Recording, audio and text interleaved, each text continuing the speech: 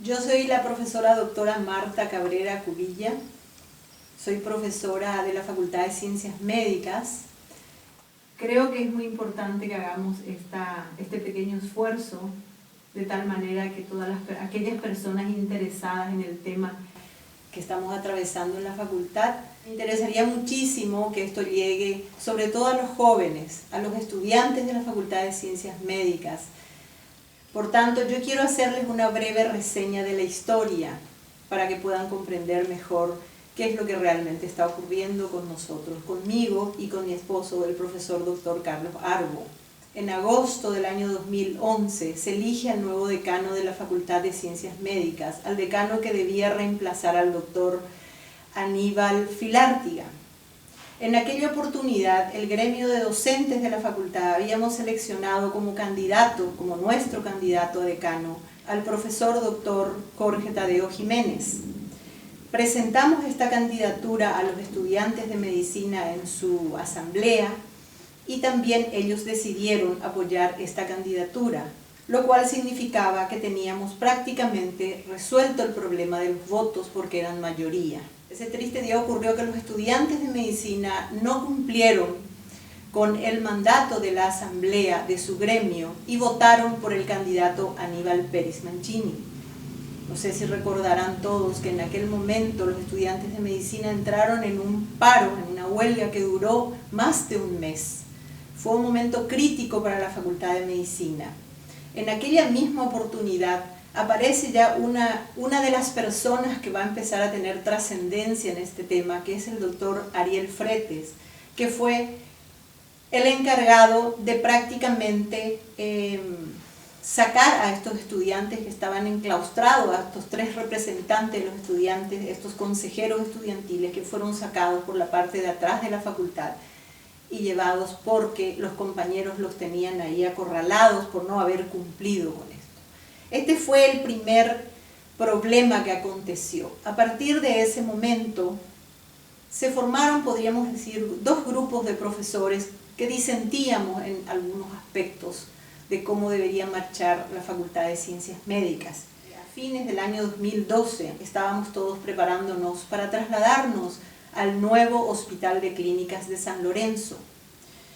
Ahí ocurre que en el momento de decidir cuáles serían los lugares que debíamos ocupar los diferentes departamentos, los servicios y las cátedras, nos encontramos con la triste sorpresa de que el departamento de neurología, como no existía antes, no tenía siquiera un lugar donde estar. Como todos saben, los pacientes neurológicos son pacientes muy especiales, son pacientes que vienen en silla de rueda, son pacientes que vienen en camillas, son pacientes con déficit motores o problemas importantes. Por tanto, requeríamos un lugar que debía ser en planta baja y con acceso libre a camillas o a sillas de ruedas. En esa misma oportunidad, después de cientos de veces de haber solicitado a las autoridades un lugar decente para el departamento de neurología, yo personalmente tuve serias dificultades con el entonces y actual director de planificación, el doctor Nicolás Lescano, ya que él me decía y me repitió en innumerables oportunidades de que por problemas políticos no podrían darme el lugar donde actualmente está neurología, por problemas políticos que yo no conseguía entender a qué se referían. Finalmente, después de algunos esfuerzos, conseguimos que nos dieran el lugar que en realidad corresponde a un área administrativo, pero que reunía, según nosotros, las condiciones necesarias. A partir de ese momento nosotros dejamos de recibir todo tipo de ayuda de las autoridades de la facultad. Durante los últimos 2 años hemos suplicado prácticamente para que nos provean electrodos para los estudios de electroencefalografía, electrodos aguja que cuestan $10 para realizar los estudios de electromiografía. Tuvimos que recurrir a pacientes nuestros privados que nos hicieron donaciones personales para poder equipar ese departamento de neurología y tener algo decente, un lugar donde ofrecer a nuestros pacientes una atención digna que creemos se merecen nuestros compatriotas. Ese departamento de neurología se nutrió de un grupo de colegas increíbles, la doctora Maida Morel, la doctora Sara Florentín, el doctor Luis Taboada, especialista en trastornos del sueño. Empezamos a realizar una tarea hermosa donde realizamos atención de los pacientes en consultorio externo, dándoles turnos, evitando que tengan las tediosas y largas esperas en la sala de espera, o que vengan en vano, realizando incluso estudios en el mismo día. Hemos pasado, yo creo que 3 años de un trabajo hermoso, un trabajo en equipo. Hemos trabajado bastante en investigación, a pesar de que nuestras autoridades jamás nos apoyaron y jamás nos dieron una ayuda. A lo mejor podríamos haber potenciado más ese departamento si ellos hubieran colaborado con nosotros. Además de todo esto, también con gran sacrificio, hace 4 años trabajamos con mi esposo, el profesor Carlos Aro y yo, en un proyecto por largo tiempo acariciado por nosotros, que era la formación de los nuevos neurólogos. Como ustedes sabrán, el Paraguay es uno de los países latinoamericanos con más bajo índice de neurólogos per cápita. En el Paraguay tenemos 0,4 neurólogos cada 100.000 habitantes, siendo que lo que se recomienda a nivel mundial son más o menos 4 a 5 neurólogos cada 100.000 habitantes. Por tanto, la tarea era enorme y nos pusimos el propósito de hacer un buen posgrado de neurología, para lo cual tomamos como ejemplo el posgrado que se realiza en el Hospital Italiano de Buenos Aires. Se inscribieron 3 colegas médicos especialistas en medicina interna con un muy buen promedio, médicos ya reconocidos en el Hospital de Clínicas, como son el doctor Ariel Dubarry, el doctor David Morínigo y la doctora Silvia Avente, que casualmente es mi hija, y no hubo ningún reparo en que estas 3 personas fueran aceptadas como posgrados de neurología. Apenas habían transcurrido aproximadamente 6 meses cuando nos dimos cuenta de que era enorme la cantidad de trabajo que debían realizar ellos, porque tenían una actividad que no solamente se trataba de ver a los pacientes ambulatorios en consultorio externo, de rotar por los diferentes servicios, sino también la de ver los pacientes internados en todas las salas, en la terapia intensiva y en el servicio de urgencia del Hospital de Clínicas. Por tanto, al año siguiente solicitamos al decano y a la comisión directiva que aceptaran un nuevo programa, una reestructuración de nuestro programa, y que pasara a tener la calidad de ser un posgrado con régimen de residencia. Este programa fue aceptado, fue homologado por la UNA en el año 2012, por tanto nosotros nuestros posgrados tienen calidad de residentes. Desde un principio también planteamos que al ser residentes deberían de ser rentados, porque nosotros sabemos de que hay muchos rubros para residentes. Entonces comenzamos a solicitar frecuentemente al decano, a través del decano a la comisión directiva de la facultad, que estos jóvenes colegas deberían de cobrar por este trabajo.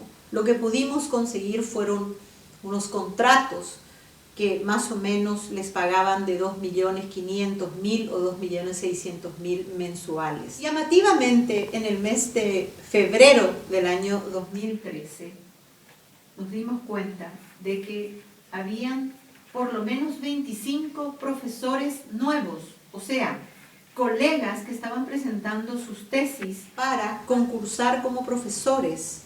Y nos llamó la atención poderosamente a todo este grupo de amigos, docentes y no docentes, que nos reuníamos, de por qué se había hecho eso en forma así tan oculta. Parecía que lo estuvieran haciendo en forma secreta. Empezamos a investigar y nos llama la atención de que el 80% de las mesas examinadoras de estas nuevas, que iban a evaluar estas nuevas tesis, eran las mismas personas. Incluso en 3 meses presentaron más de 25 tesis y concursaron como para profesores asistentes más de 25 colegas. que para el día 5 de junio ya habían sido nombrados profesores asistentes de diferentes cátedras por el Consejo Directivo de la Universidad Nacional de Asunción, cosa que nos resultó muy llamativa, y al averiguar nos dimos cuenta de que esa era la fecha tope para poder entrar a formar parte del padrón universitario. Y ese padrón estaba íntimamente relacionado ya con lo que ocurriría en octubre en las elecciones de las nuevas autoridades de la Facultad de Ciencias Médicas. Para esas elecciones, este mismo grupo de colegas y amigos nos reunimos para elegir a los que nosotros creíamos serían muy buenos representantes, profesores jóvenes, profesores dedicados a la Facultad de Medicina, reconocidos por su gran capacidad, no solamente docente, sino personas éticamente intachables, como la profesora Gilda Benítez, el profesor Antonio Argo, el profesor Carlos Argo, la profesora Ana Bordón, la profesora Estela Benítez Leite. Fuimos entonces, yo actué como apoderada voluntaria en aquella oportunidad y se realizaron estas elecciones. Elecciones que resultaron catastróficas, diría yo, por el hecho de que durante las elecciones recibíamos llamadas de personas que nos decían: cuidado porque están grabando, cuidado porque han cambiado un vidrio y tienen un vidrio negro y detrás hay un profesor mirando quién vota por quién, cuidado porque los profesores están entrando con sus boletas marcadas y son controlados al salir. Miles de denuncias que ocurrieron durante esa fatídica mañana, diría yo. Dijimos, no, hay un buen número de profesores votando en este momento. Nosotros vamos a seguir con esto y vamos a llegar hasta el final.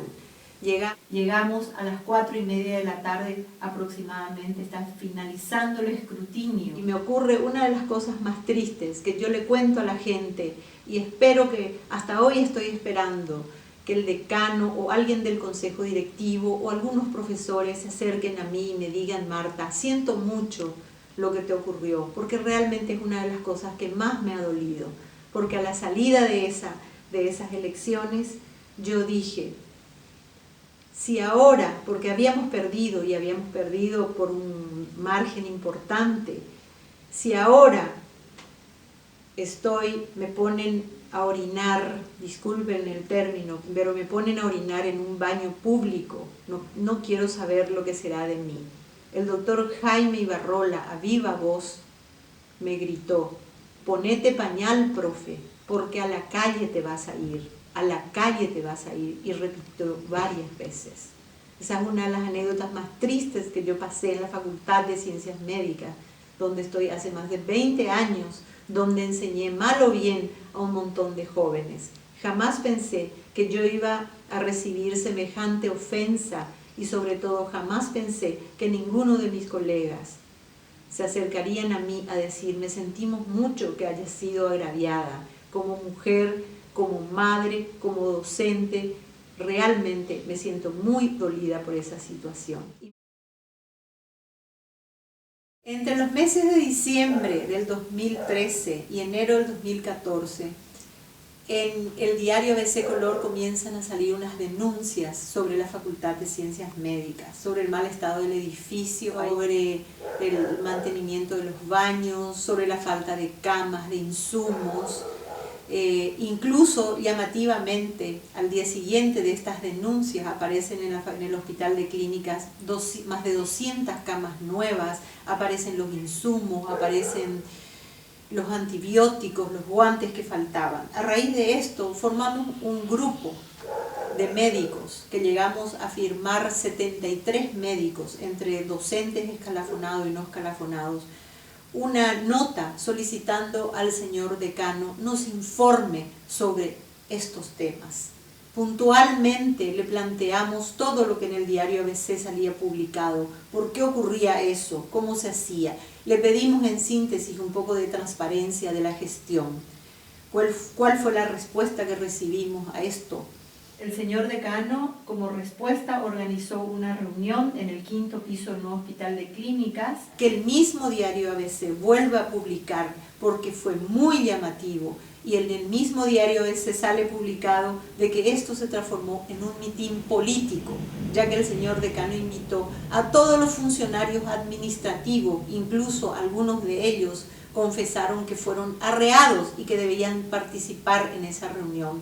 En esa reunión, el señor decano no permitió que nadie hiciera ninguna pregunta, incluso utilizó fotografías de varios de los colegas señalando que éramos los cabecillas, y de verdad se transformó eso en un mitin político porque hubieron hurras, hubieron gritos a favor del señor decano, incluso también proyectó unas planillas en las cuales supuestamente figuraban los cargos que teníamos, por ejemplo la profesora Ana Bordón, la profesora Carmen Esquel, yo misma, el profesor Arbo, diciendo que teníamos varios rubros. Sin embargo, nosotros en todo momento habíamos puesto a disposición de quien fuera, de la prensa, de los periodistas, de los colegas, que podían pedir nuestra planilla, asignar al Ministerio de la Función Pública, porque no teníamos absolutamente nada que esconder. De ninguna manera lo que queríamos era destruir ni dañar a la Facultad de Ciencias Médicas, muy por el contrario, en nuestro ánimo siempre ha estado en primer lugar la institución. Lo que estábamos pidiendo era transparencia en el manejo del dinero público, que creemos hasta hoy de que tenemos todo el derecho del mundo de pedir a todas las autoridades de la República del Paraguay en qué gastan y cómo gastan el dinero público, ya que en particular yo soy una aportante de 3 impuestos en este país, por tanto yo considero que estoy en mi derecho y puedo preguntar, y no tienen por qué enojarse porque nosotros preguntamos en qué se gasta el dinero del pueblo. Aparentemente esto ha sido lo que motivó aún más enojo de parte de las autoridades de la Facultad de Ciencias Médicas, no solamente el habernos presentado en aquellas elecciones, no solamente el habernos animado a escribir estas preguntas o a interrogar a las autoridades de la facultad, sino también empezaban a culparnos de que éramos responsables de las publicaciones del diario ABC Color. Nosotros tomamos todos estos diarios y en esa oportunidad más de 100 colegas decidimos presentar nuevamente otro cuestionario al señor decano, preguntándole, basándonos ya estrictamente en todo lo que se denunciaba en el diario ABC Color, y no solamente haciendo estas preguntas, sino un grupo de colegas que representamos al gremio de docentes escalafonados, al gremio de los no escalafonados, inclusive a personas del departamento de enfermería, decidimos formar una coordinadora. Presentamos denuncias en las cuales solicitamos que se investigue todo lo denunciado por el diario ABC Color a la Fiscalía General de la República, a la Contraloría General, a las oficinas de la Presidencia de la República, a la Dirección de la Función Pública, en todas estas instituciones. Responsablemente, un grupo de 12 personas firmamos solicitando que se aclare todo lo que se había denunciado en los diarios. Lógicamente, esto cada vez iba creando un ambiente más difícil en la Facultad de Medicina. El día de la reunión, de la famosa reunión del mitin político, yo al bajar a mi camioneta, al estacionamiento y buscar mi camioneta, encontré que los 2 vidrios retrovisores de mi camioneta estaban rotos. Eso fue publicado en el diario ABC Color. Además de eso, otras colegas jóvenes encontraron sus vehículos dañados en el estacionamiento de la misma Facultad de Medicina. Los ánimos se estaban caldeando cada vez más, recibíamos amenazas veladas, fueron produciéndose alejamientos de colegas ya por temor para seguir investigando en este mismo camino. Bueno, soy el profesor Carlos Arbo, uno de los docentes de posgrado de neurología, cuando ese posgrado existía, y también uno de los afectados por los injustos sumarios y otro tipo de persecuciones a las que estamos siendo sometidos en la Facultad de Ciencias Médicas, junto con mi esposa, la profesora Marta Cabrera. Yo quiero recordar un poquito lo sucedido el día del examen final del posgrado de neurología, porque fue a partir de ahí en que inician los sumarios en las investigaciones que finalmente concluyen sin mucho fundamento jurídico en que éramos culpables de absolutamente todo, razón por la cual hoy estamos ya solamente esperando ser literalmente echados de la Universidad Nacional a causa de estos sumarios y otras investigaciones realizadas por el decano Peris y el consejo directivo de la Facultad de Ciencias Médicas. El día 18 de diciembre del 2013 se constituye la mesa examinadora del posgrado de neurología, la cual estaba integrada por los profesores doctores Marta Cabrera, Javier Moreno Iribas, Carlos Arbo y los doctores Maida Morel, Sara Florentín y Fabricio Frutos, todos docentes de posgrado. La lista de evaluadores y evaluados fue enviada con suficiente tiempo en la fecha que ellos exigían a la dirección de posgrado, en ese momento a cargo del profesor Juan Carlos Villalba. No existió por parte de este ninguna objeción a la lista de evaluadores o evaluados. Es más, al enviar las planillas en donde debían asentarse las notas de los evaluados, habían designado como presidenta de mesa a la profesora Marta Cabrera, aún sabiendo que su hija, la doctora Silvia Vente, debería presentarse a examen final del posgrado de neurología. El día del examen, al presentarse a rendir la doctora Silvia Vente, la profesora Cabrera, como es norma dentro de la facultad, pide permiso a la mesa y se retira del examen. Y posteriormente tampoco participa en la deliberación de la calificación de la misma. Las planillas son firmadas y enviadas a la dirección de posgrado, la cual no constata ninguna irregularidad, sino hasta 2 meses después, cuando la doctora Vente solicita constancia de haber terminado el curso y el profesor Villalba le informa que su examen tendría problemas, ya que su madre le habría tomado examen y su padrastro, o sea yo, haya integrado la mesa examinadora. De nada sirvió la nota en la cual los demás docentes que integraron la mesa declaraban y rubricaban con sus firmas que la profesora Cabrera se había retirado antes del examen de su hija, como si considerara que estos respetables colegas no hacían más que mentir. Hizo caso omiso a la nota.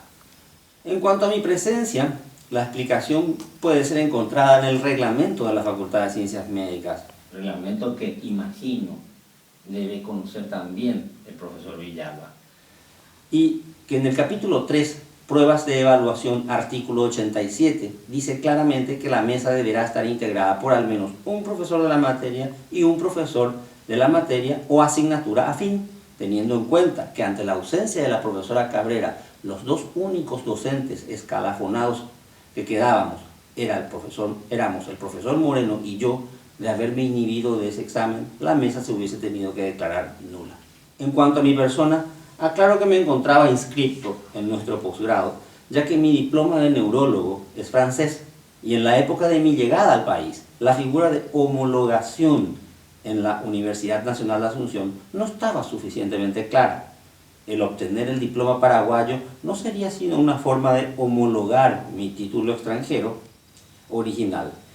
En el reglamento de posgrado de neurología, aprobado por el Consejo Superior Universitario, en su artículo 3, expresa claramente que en mi calidad de neurólogo con diploma extranjero solo debía abonar los aranceles y presentar una monografía, pero por indicación de la dirección de posgrado me obligan a figurar en la planilla de examinados y tener una calificación numérica.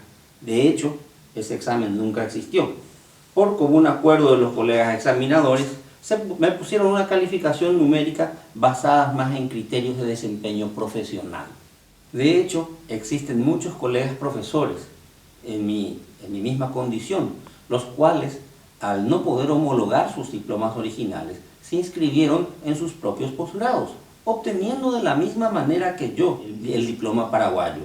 Interesante mencionar aquí una anécdota de un colega profesor que realiza su propio posgrado siendo el coordinador del posgrado, alumno y en ese momento también director del departamento de posgrado.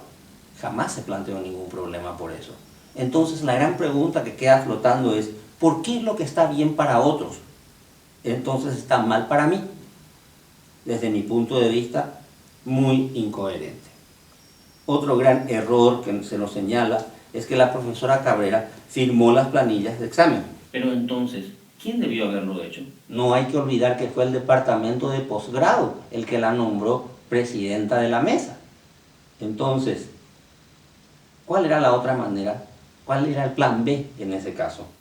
La otra manera, indudablemente, creo yo, la que se debió probablemente implementar, la que debió implementar el profesor Villalba, de haber tomado en serio la importancia del cargo de director de posgrado, era el de enviar otros docentes para completar o para reemplazar eventualmente a los que integraban la mesa, o a personarse él mismo ese día del examen o algún representante del departamento de posgrado para verificar que no se cometa ninguna irregularidad.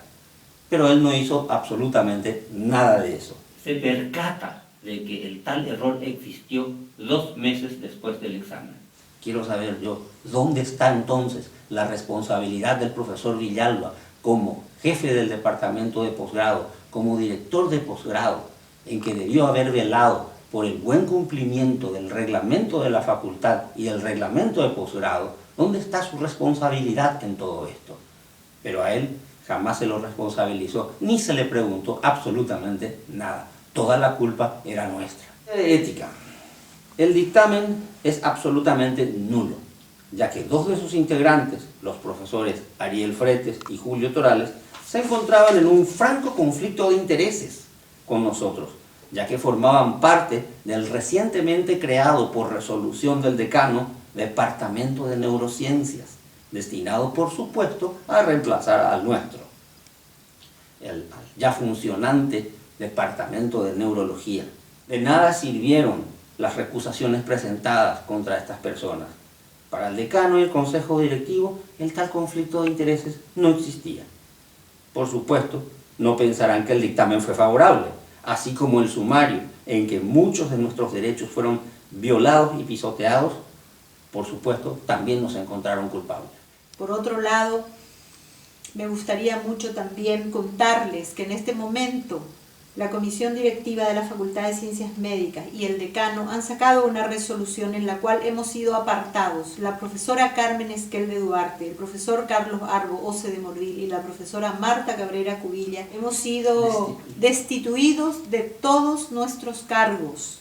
Y sin embargo, la pregunta más importante y básica y elemental es, nos han instruido un sumario en el aspecto de la docencia de posgrado, en el posgrado de neurología, y nos han destituido, en mi caso, de mi cargo de jefa de departamento y de profesora de medicina interna y profesora de patología médica. En el caso del profesor Arbo, también el sumario fue por posgrado y sin embargo ha sido destituido de sus cargos de profesores de otras cátedras que nada tienen que ver. Bien, me despido de ustedes entonces recordándoles la frase insignia de la Universidad Nacional de Asunción: Vitam impendere vero, la vida consagrada a la búsqueda de la verdad. Es evidente que hay un grupo al cual la verdad le importa poco o nada, pero aquellos que estamos comprometidos con esa frase vamos a seguir adelante en nuestra lucha para que finalmente sea la verdad la que triunfe. Muchas gracias.